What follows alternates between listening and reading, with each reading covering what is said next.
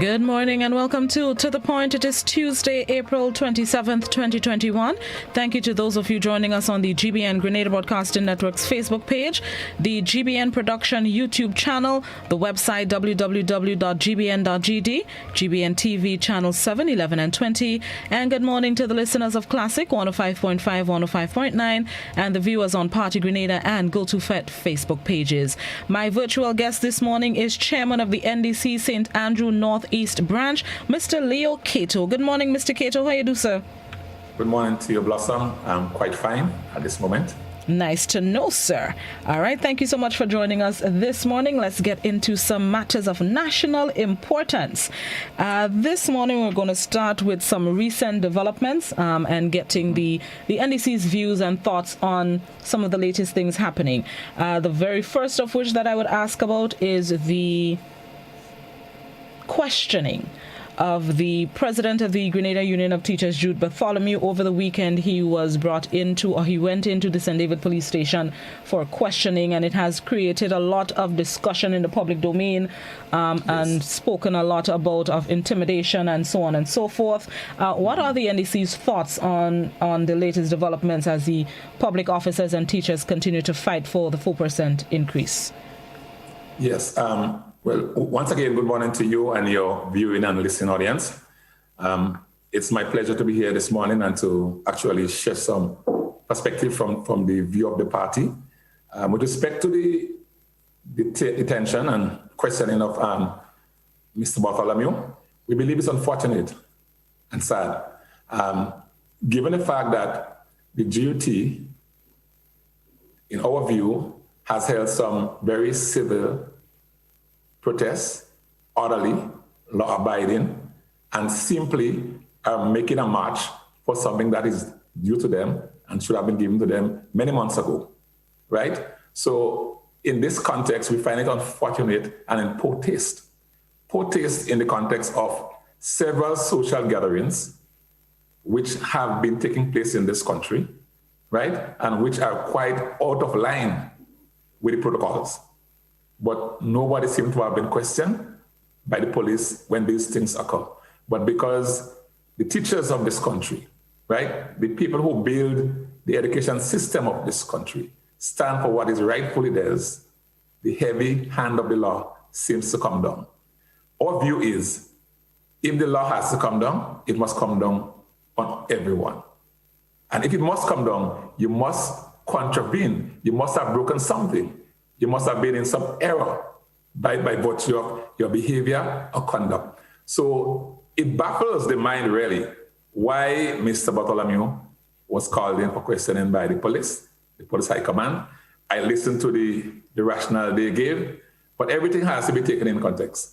And we believe because the duty has been fronting the struggle, it's an attempt by the powers that be to suppress and scare them. Do you think it works? Do you think it will work to suppress and scare them, as you put it? Well, Well, knowing teachers as well as I do, teachers will fight. Historically, teachers have fought for what is duty theirs. And I don't expect teachers today would be different from the teachers of old. I recall the days of Mrs. Clarice Charles. I recall the days of Mr. Michael Pierre, Speaker of the House. In the duty then, they were very militant and they stood and fought for what was rightfully theirs. So teachers today will be continuing in the same vein. I don't think any police intimidation will work this time. I don't expect it. And I think what has happened, the questioning of Jude Bartholomew would just aggravate the teachers to the point where they would just keep marching. Against force, against bullet, whatever, they'll keep marching for what is rightfully theirs. This is what is going to happen.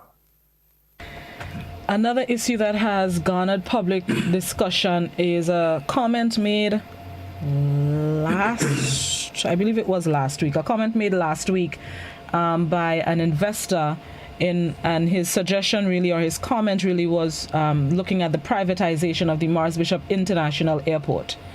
And a lot of people were taken aback by the comment, and a lot of people also were also taken back, I'll put it that way, with the response of government officials in attendance with the round of applause that the comment got.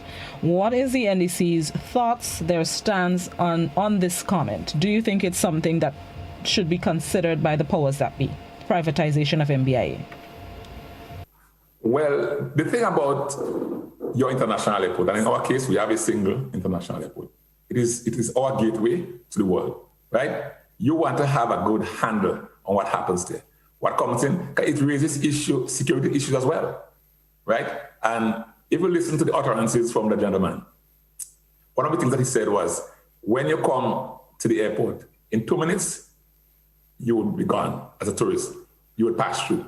So if it takes you only 2 minutes to actually clear customs and everything else, doesn't it raise the issue of security for you? Do you assume that everyone who comes as a tourist is genuinely a tourist, right? So there are some issues that we need to look very closely at in terms of whether or not the airport should be privatized. But then again, you have to do a study, right? You have to do a study, present a proposal, look at the merits and the demerits of the proposition. So when the gentleman said that the airport should be privatized, to me, he hinted an issue of incompetence, right? Because he also said that the private sector job the airport, right? So we applauded incompetence, right, put against us. There was a remark to do with smiling, and you can be as the public officers. To me, he's saying indirectly that public officers don't smile. Yeah, you need to listen to the statement again. So for government ministers or any person in government to sit and applaud those comments is a slap in the face of all of us Canadians, right? I don't think the people who responded, who applauded, really digested the comments made, right? Maybe in hindsight, maybe when they sat down and digested what was said, then they realized the error, right? So the issue of the airport is our national patronage. This is not an airport that was just built from a loan taken somewhere, you know. All the blood and sweat went down in the construction of this airport. So when you want to interfere with something like this, you are touching the sentiments of thousands of Grenadians. And so the people of Grenada will decide what must be done with the Maurice Bishop International Airport. A foreigner may have his or her own idea, but the decision rests with the people. What does the party, what does NDC, or have you discussed anything that you can do in relation to ensuring that the voice of the people is heard in relation to the suggestion of the privatization of the airport, as well as the way, as you put it, the intimidation of teachers and public officers in relation to the protest? What is the NDC prepared to do to help the people who are against these actions to speak out, let their voices be heard? Well, the NDC is thinking of a number of options. One, support for people whose job is threatened, because based on where you are, when you work, your salary has to go to deal with a mortgage and these things, then it actually puts you in a corner. And so we have discussed the issue of support for people like this, so they can be encouraged and strengthened to speak up and stand for what they believe. We have actually discussed this. If you notice, the NDC has been active in door-to-door visitation, right? Trying to engage people on these matters and other matters, trying to assure them that some of these scare them tactics as laid out by the powers that be would not move the people of Grenada. We are going to stand for what we believe and are convinced is right and duly ours. So we are looking at a system that would, one, encourage people to speak up by providing an option for them should the powers that be severs their job, right? So this is how we're doing it. And we are trying as far as possible to get people's opinion, not just here in Grenada, but in the diaspora as well, to update them on what is happening.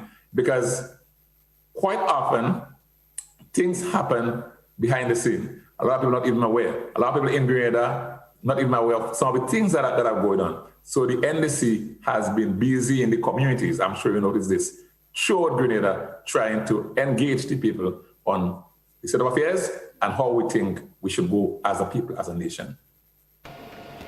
I know one of the areas that you're passionate about is in relation to youth, the young people.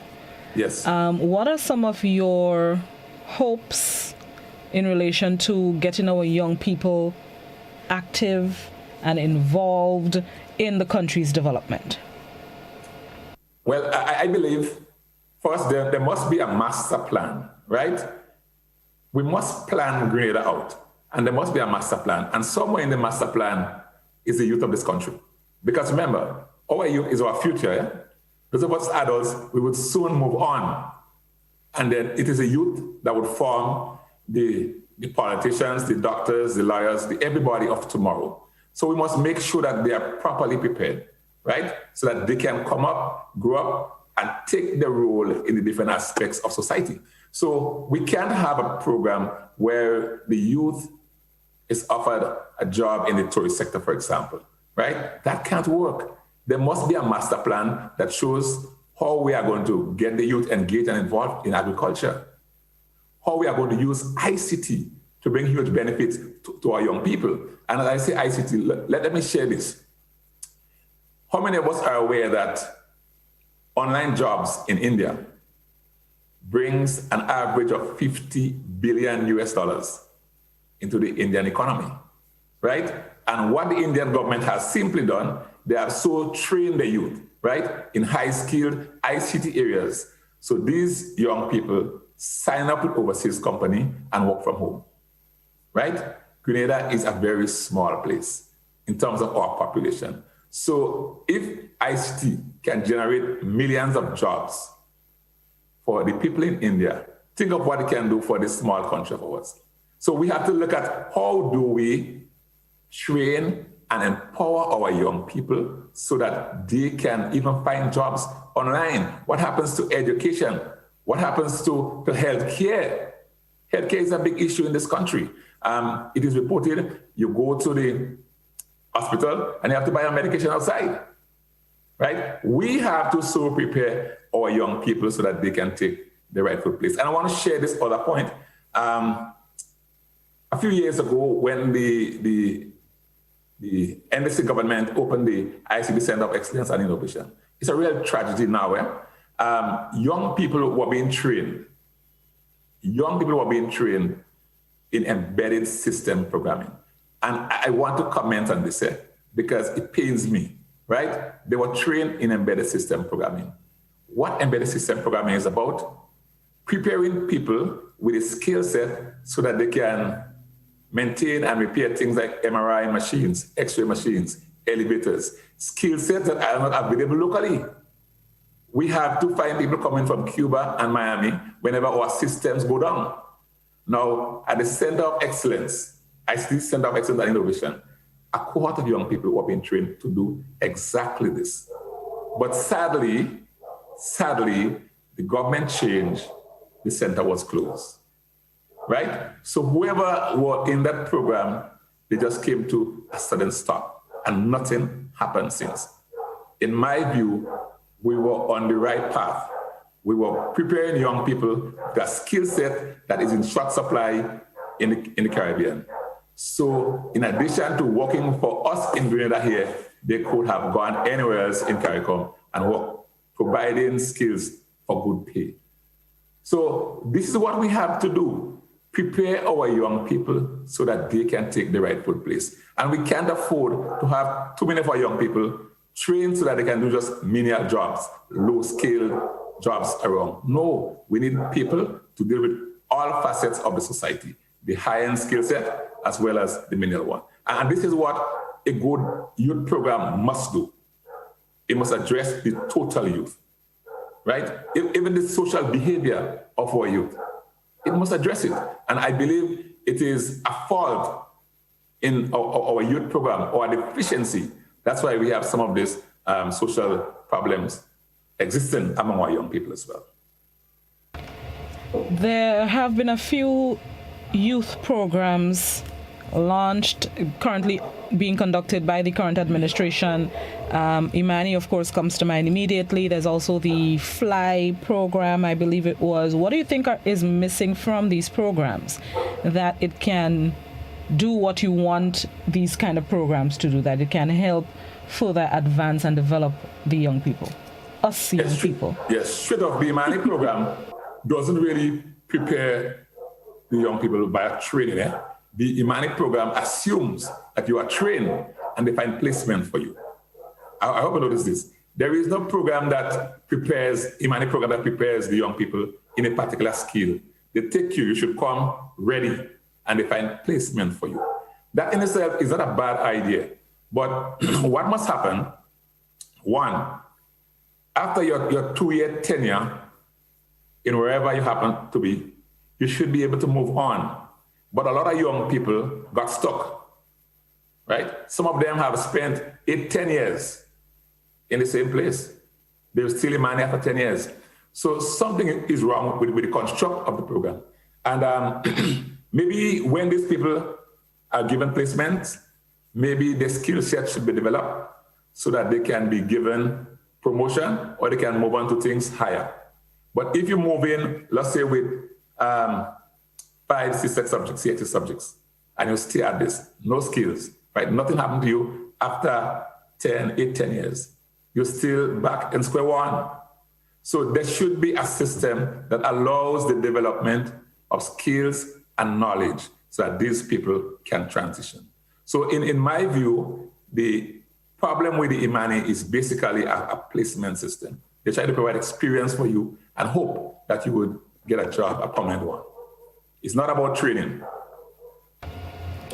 You mentioned, helping our children or youth advance and develop and grow. And something just came to mind, and it brings back what we started talking about earlier in terms of intimidation. Yes. Just over the weekend, there was one activist, young activist, an activist who has been publicly speaking out against some of the things that she does not like that is currently taking place, especially with the current administration.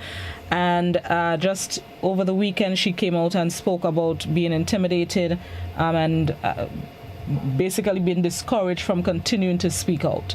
And I want to look at it generally and some of the comments in her post spoke of other people's experience of being intimidated, likewise, or like-minded activists as well. How much is this a problem?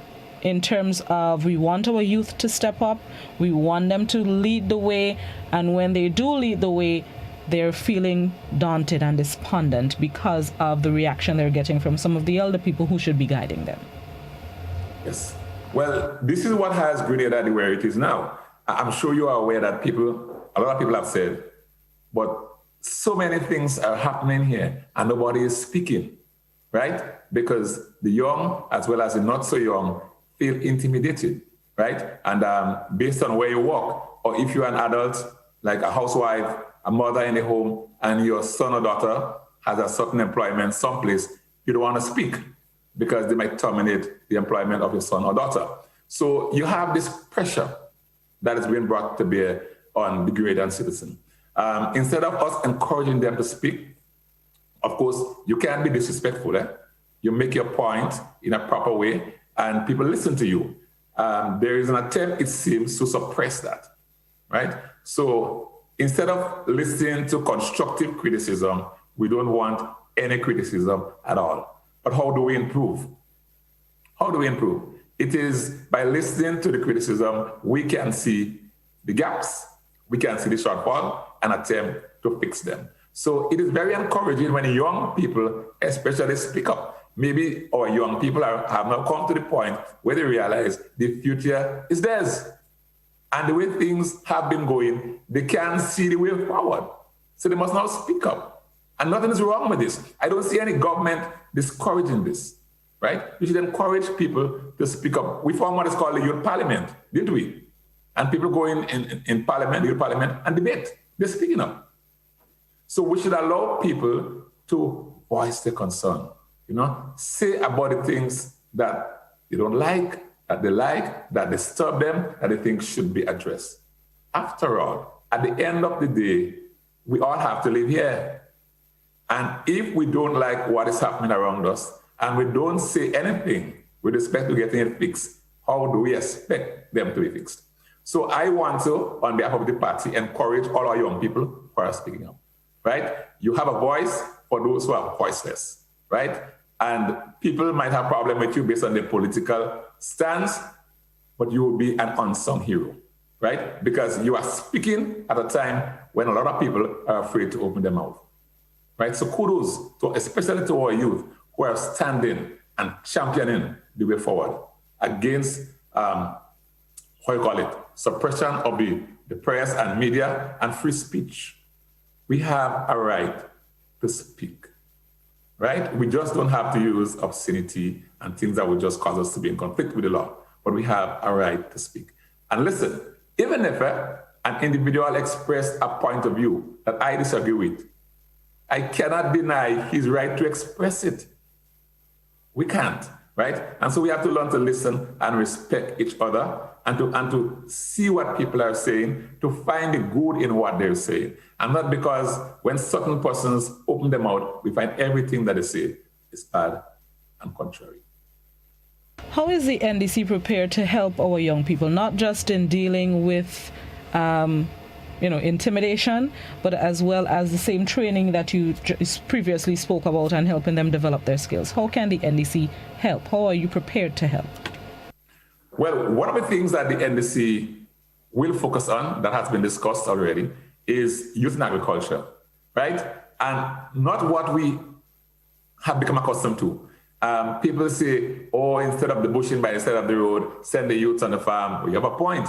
But remember, our young people today are not so familiar and compatible with the cutlass as our older folks who would go cutting bush for the whole day. Some of them do, but we cannot leave this to them as an option, right? We must have a plan for them. They must see agriculture with respect to R&D. They must see agriculture with respect to manufacturing, right? They must see agriculture with respect to food production. We have some young people. I recall the Alexander boys in Maribor, right? They are young men who are spending a lot of time on the farm. That is very good, but we must have a spread. We can't have everybody doing the same thing. If you take, for example, Julie mangoes. Do you know that Julie mangoes is sold in England, right? Sliced Julie mangoes in packets as if they were chips, right? And you get a rich taste of the Julie mangoes. England does not produce a single Julie mango. England imports the Julie mangoes from Jamaica and from Spain, right? So even now, as we speak, Blossom, there's a shortage of mangoes in England. And so we could, for example, put our young people together to dehydrate those mangoes in slices and ship them to England for a very nice price, right? So we have to present agriculture to them in a different package so that they can see the value-added benefit and feel encouraged to so do. So this is one thing that we have to look very seriously at, and we have planned this, and we believe it. This is the millennial generation, and so we can't do anything without a heavy ICT emphasis. And so to move our young people forward, one of the strategies would be high-end training, right? High-end training. So ICT has more than 100 different areas that people can specialize in. They would choose what area they would like to specialize in. And so we would train them. Hopefully we can get the Indian government to come back and work with us. I know City Center was closed, they were not very happy. But they can come back and work with us and assist us to train a lot of our young people so that they can not just find high-end jobs here, but in other parts of the world. And if not, be able to stay at home, right? And do the high-end service for which they're highly paid. So training for us must be high-end, must be industry standard. So for instance, we set up what's called a Cisco Academy. So when you go to Canada, the US, anywhere you go, Cisco is known and respected. You present a Cisco certificate, you are employed.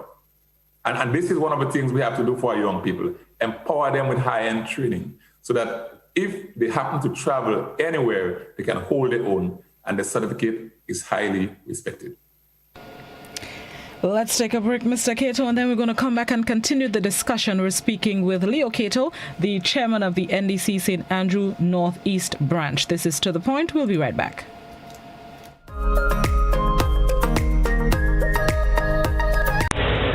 Do you hear what I hear? Listen to the ocean, and you will hear a cry for help. The ocean is hurting, and we are the source of the hurt. But we can stop and start to heal our ocean by preventing pollution from getting into our waterways. It can start with you. Join an active organization, or better yet, make a personal commitment. Commit not for just one day in the year, but for the rest of your life. Let's dispose of our plastic and other waste responsibly, and let's start building resilience. Let the healing begin. This message is brought to you by the OACS Commission with funding from the Government of Norway. Remlit, tackling ocean pollution from tooth to sooth.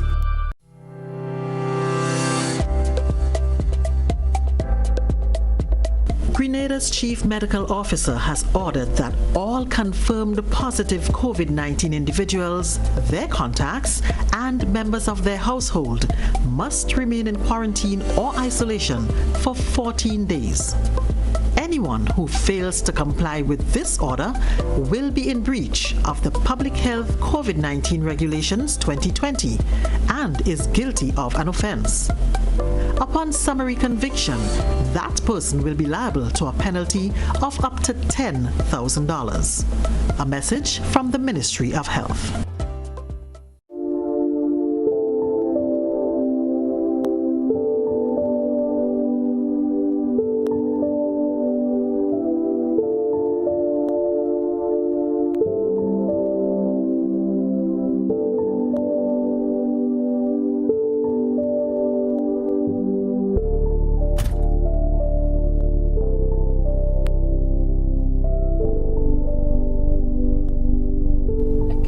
To see my granddaughter.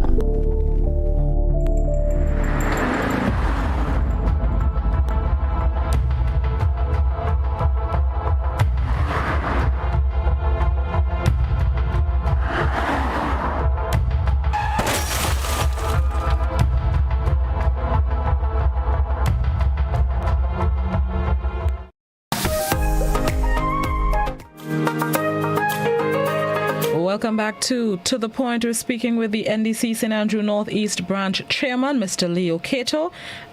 Something I wanted to follow up on before we go to our viewers and listeners. In relation to the, you mentioned in one of your responses about jobs that are in India, jobs available online, people working online. Is there a way the NDC can, assist some of our Grenadians in benefiting from such an online job search? Yes, well, we have actually started.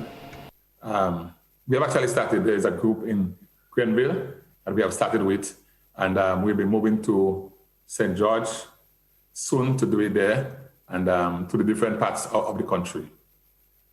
So that has started already, preparing them how to do it, how to decipher the fake from the genuine, and how do you bid for the jobs? How do you set up your profile so you can be highly marketable and in demand by these companies? How fruitful has it been so far? We just started. So, but persons have done it and have succeeded, right? But we just started this group. It's not finished yet. So it's hard to measure the success at this point. All right. Let's go to our viewers and listeners who may have comments, questions, queries, concerns for Mr. Cato. The landline number is 435-2041. That's also the WhatsApp number. Please, only written messages on WhatsApp. And you can also post your comments, questions, queries, concerns on the GBN Grenada Broadcasting Network's Facebook page and the GBN Production YouTube channel. So if you have a comment, question, concern, this is your opportunity to ask Mr. Cato. Okay, let's go to our first caller. Good morning, caller.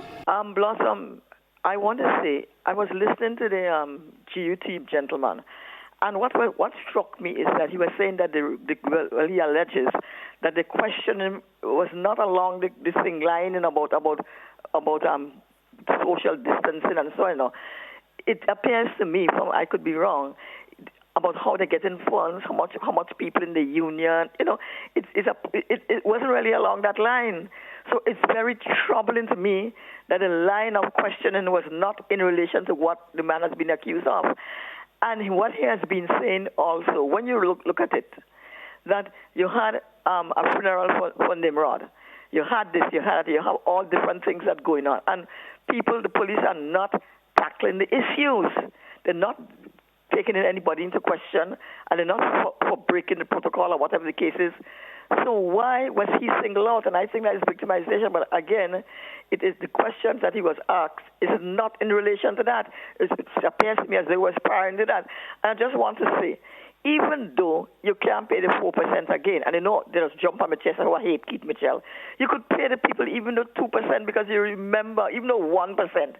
Give them something, you know what I mean? Because remember, these are the people that keeping the country safe.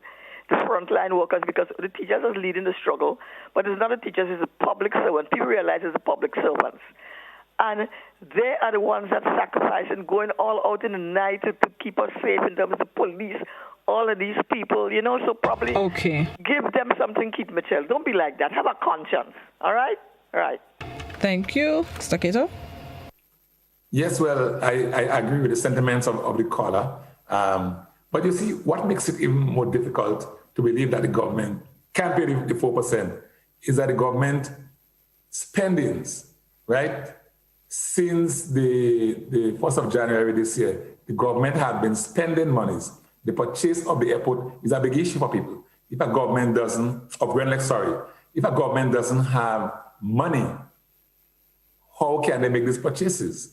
How can they go through these expenditures? So there is a need to come clear with the unions, right? Come clear with PWU, come clear with GOT, right?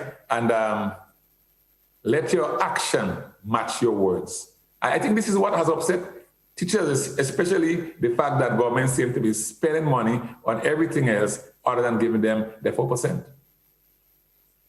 There's a comment on Facebook. When the youths were asking the NDC what was in store for them, you guys beat around the bush and allow the youths to believe it's only Imani. You guys should have been more vocal on the opportunities that were available to us. It's sad listening to this now. How would you respond to that? Well, like I said before, the NDC has started. Grenada is supposed to be chair of ICT in CARICOM, but we have not led ICT in CARICOM. Why? To me, the only government that really made a serious move towards leveraging ICT and new development has been the NDC. When the center was negotiated with the Indian government, was along that same line, right? So that we can so prepare our youth, our young people to face the future, right? The future is a heavy technological future, right? So at least we started. The people who took over should have the decency to continue the good programs. But the center was shut. So it wasn't that it wasn't started. The NDC did not remain to continue that which was started. Somebody on WhatsApp asks, I would like to know how Mr. Cato would function as an elder in the church and a politician at the same time. My response to that is straight. If you're a Christian, read the Bible, read Proverbs 29, verse 2. Tell us what it says. Well, I don't have a Bible with me, but the answer lies right there. Proverbs 29:2? Yeah. Okay. Good morning, caller. Good morning. Morning. I need to see that question about being an elder in the church and being a politician. A man is a man is a man. The church is about people, their physical and spiritual welfare. Politicians should focus on people, the human, the physical, emotional, economic welfare. Serving God as a politician and serving God as an elder in the church should make no difference. You treat God people with respect. What has happened to Grenada between 84 and now? The psyche of Grenada has been stolen by bribes, corruption, and other forms of deceit throughout the years. And we have reached a stage where Grenadians are under a siege. The siege is whatever you do, unless you go the NNP way, you have no right even to breathe the fresh air that God Almighty provides for you. And it's terrible and it's impossible for any other party to win because Grenada, the Grenadian people, the majority of them, are under a dangerous satanic spell. Okay. But thank you. Thank you very much. Mr. Cato? Yes, well, I agree with the sentiment shared. Quite often you hear it, and the caller is very correct. We have sort of categorized politics and politicians to do with corruption and bad people on a whole. How many of us in Grenada realize what is the religion of the Prime Minister of Jamaica, right? The Governor General of Jamaica. What is the religion of Mr. Bruce Golding of Jamaica, right? You'll find the All Adventists, okay? But in Grenada, I don't know. We tend to expect people in politics to be bad people, to be corrupt people, right? But we must change this for the good of ourselves and for the good of this nation. We need good people to come forward. Facebook. Somebody on Facebook says and asks, we have been seeing pockets of meetings around Grenada with young activists, including members of the NDC, which is having a domino effect and a threat to the administration. Question 1, can you tell us if that's the new face of the NDC going forward?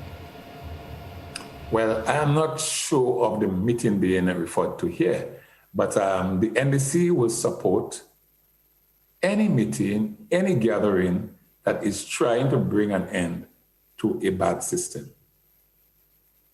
right? The NDC has its original face and leadership and what have you, but the NDC is open to everyone who is willing to come together to get rid of what we consider to be a bad system. The second question from the same person, is it true that you are joining Dr. Patrick Antoine and the Grenada Movement team? When you say you, the Leo or the NDC? Well, the person says, is it true that the Mr., the person says the Mr., so it's you? So, no. All right, and the third... Absolutely none. I haven't even had a conversation with them. And the third question from the person, young people have been calling for leadership in Ron Redhead to lead the NDC because of his Morris Bishop style and ideas. Please comment. The leader is always chosen by the people, right? There's a lot to leadership. Ron has his style, everybody has their style. But the people will decide who is best fit to lead. So it is good to hear that they believe in Ron. But remember, leadership is chosen by the people. Back to the phone lines. Good morning, caller. Good morning. Good morning. How are you today? I'm good. You know, I was trying to get you this morning to commend you for smiling. Yes. You is one of the person that when they get rid of the airport, you're the first person to go and knock on the airport because you could smile, continue smiling. We're going to put you in an office to teach people to smile. I want to comment on that 4%. It is the right of the workers and the unions to receive the 4%. It is a thing that's settled on. It's not a negotiation that's going on again for the 4%. Remember that same man who there. This man lead demonstration in this country to force Mr. Blaise, this is Mr. Blaise, to pay. Mr. Blaise didn't have the money. People know what happened to the telephone company. Now you have a passport scam going on. They're collecting money. There is money to pay, but you know what happened? They want to save this money. They want to pay the workers of this country close to election so the workers are going to forget it. This is a scheme. They could pay it now, but they won't pay it now. And I want to address Mr. Redhead's comments. Mr. Redhead must know, no group, no person in this country have to seek permission to demonstrate. The only thing they have to ask or have permission for is to use a PA system. It is alleged that this same man is close to NDC. Listen to me. And it is also alleged that he is transferred to the port as the person in charge. I will tell you something. If there was a gravel heap, I'm sure he might have sent in the gravel heap. I want him to know, go in the Constitution and read the first item there. The 9th, the 10th, and the 11th line there, and you're going to see what it means for people's right to demonstrate in this country. Okay. He is saying that just so. I firmly believe he was sent to select, and they moved them of him. Listen to me, wait. They moved them of him there. It's because they suspect and they believe sensitive information going to come to the fort, and they don't want him to know, so they can jump him. Okay. The next place, if there was a gravel heap, he would have sent them to do duties. Thank you. Thank you very much. Mr. Cato? Well, you have to respect the views of that caller. He seems to know exactly why Mr. Redhead is where he is now. I don't know. Neither do I. Somebody on WhatsApp asks, agriculture seems to have become a taboo in Grenada. What actions do you propose to mitigate agricultural land being turned into a concrete jungle? That is to discourage arable land from being used to build resorts. Yeah, well, I'm not sure. You finished? Yeah, I was just trying to figure out the type. Okay, I'm not sure if there is a land use policy in Grenada. I know of one in Barbados. The government has a land use policy. So in a sugarcane area, no construction of any kind would be allowed, right? I have traveled around and I've seen areas where cocoa and nutmeg have been cut down, right, for construction purposes. So I'm not sure we're at a point where we have done it, but an NDC government would put a serious land use policy in place because you can't afford to be building helter-skelter, right? The society must be organized and structured because what has happened in places that are developed that way, you find that you come to a point where people have built their houses in areas where they shouldn't have built. They might find themselves narrowing the road. So even when you want to expand the road, you can't because the houses are right on the road. And in areas where you want to do serious agricultural development, you can because people have constructed structures there. So there is need for a land use policy, right? So that when somebody applies to construct a building or any structure for that matter, it must be cleared with planning and it must be cleared with agriculture, the land use department.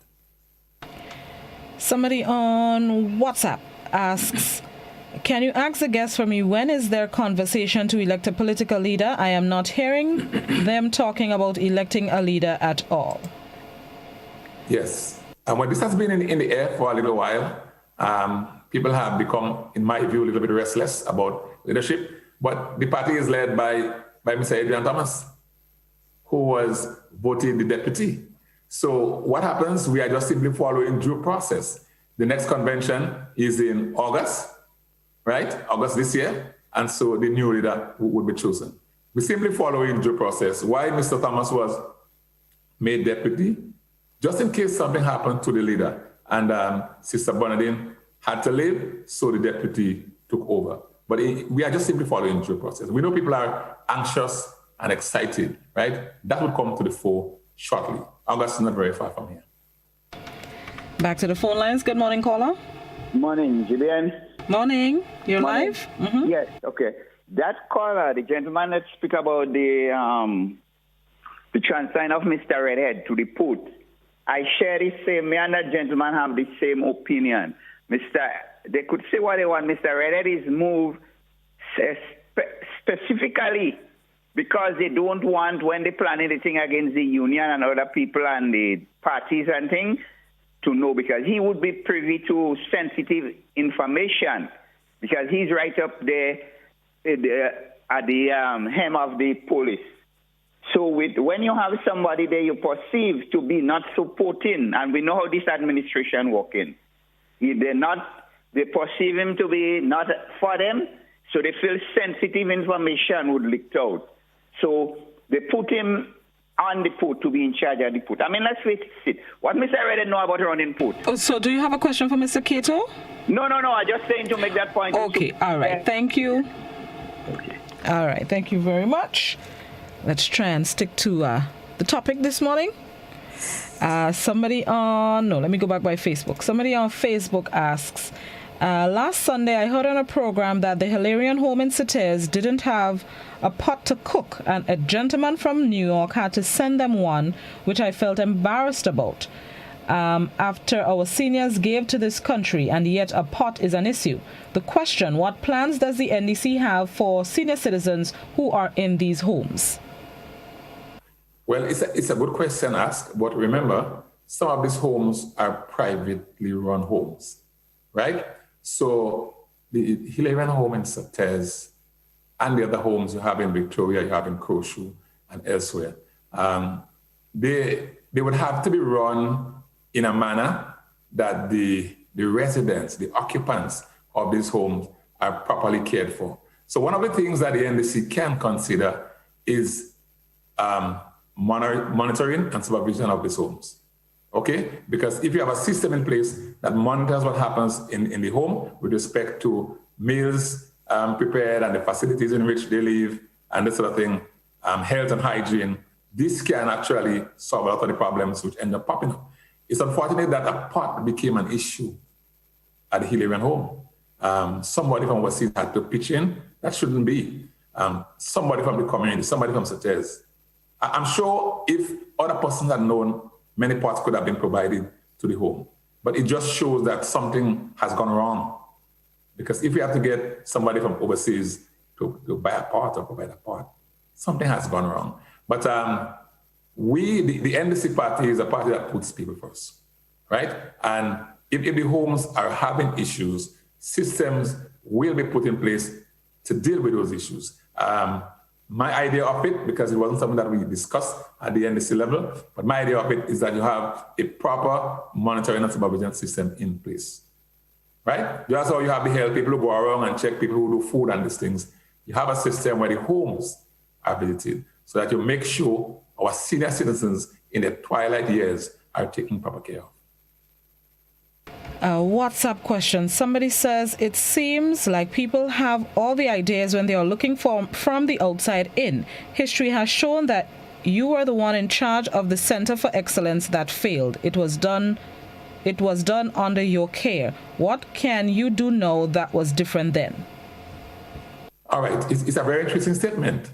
Did the Center of Excellence fail, or was it closed? What about the center that made it fail? You can't say, right? So it's unfortunate that the person is saying that the center failed.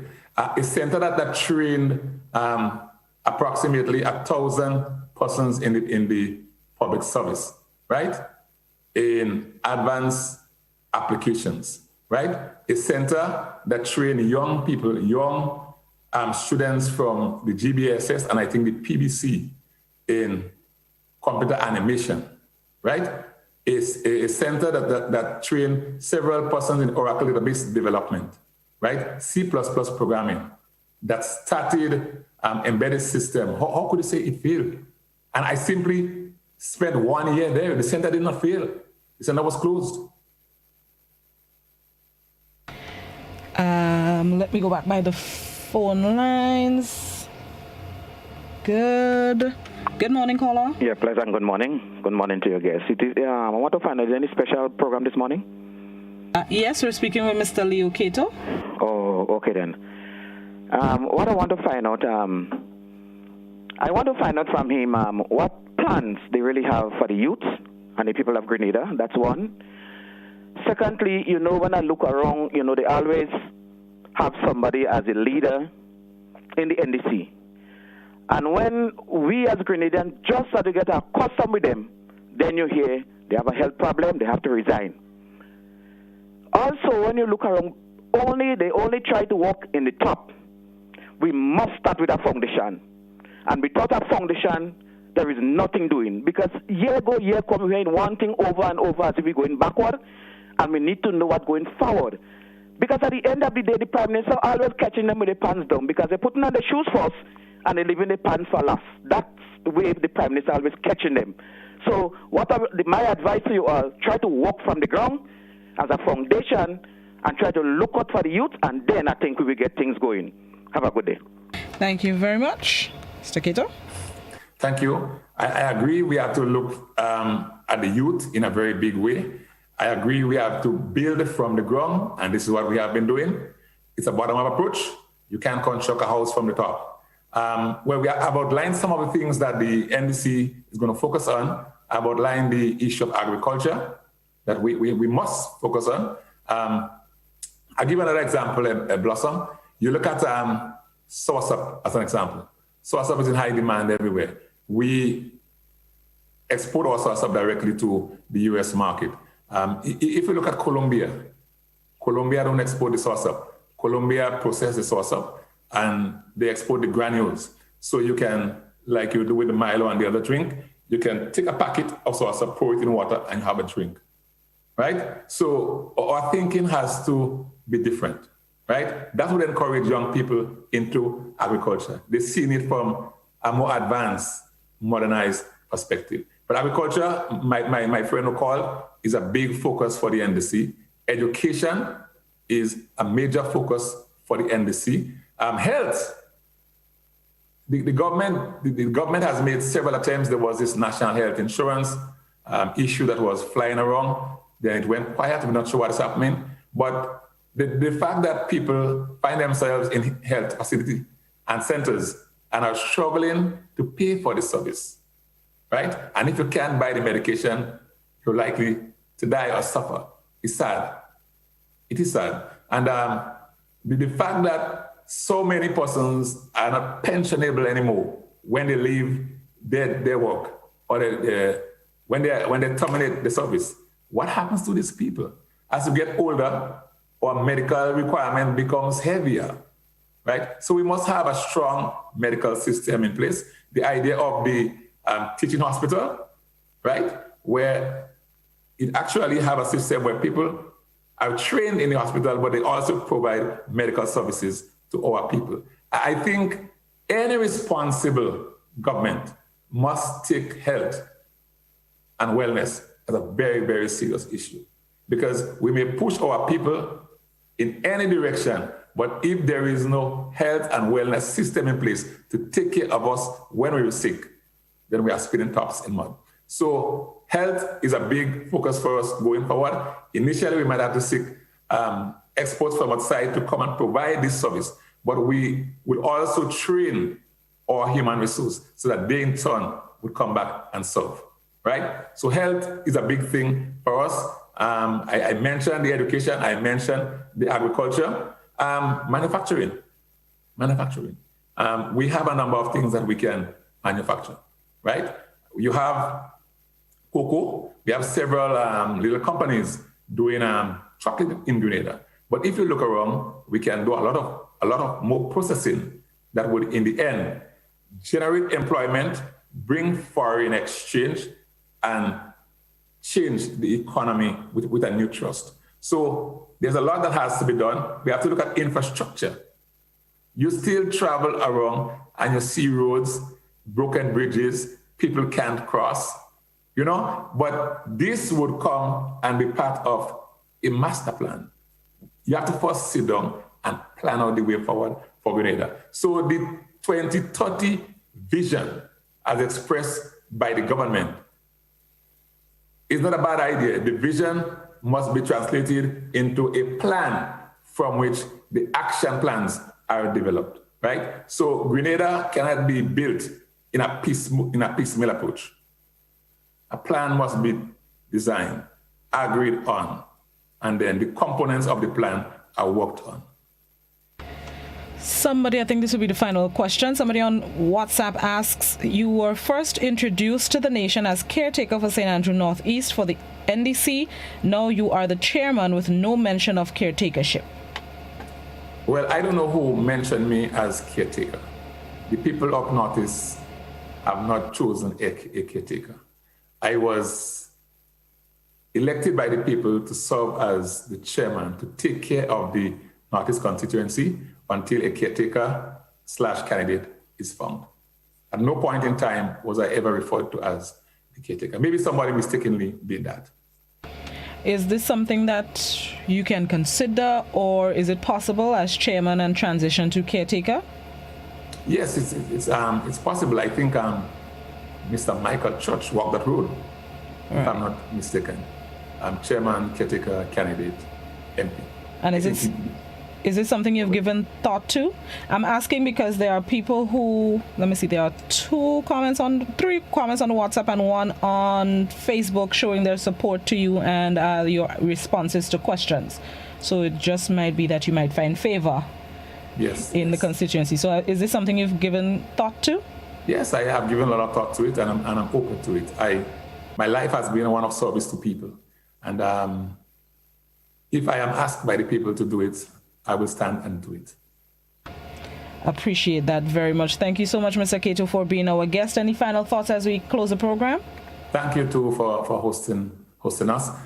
We simply want to say to the Grenadian people to stand up against tyranny, stand up against oppression, stand up against any system that is unfair and unjust. The fight may be long and strong, but your reward is going to come at some point. Enjoy the rest of your day, Mr. Cato. Appreciate your time this morning. Thank you so much for being our guest. Enjoy the rest of your Tuesday. Thank you, too, Blossom. God bless you. Have a good one.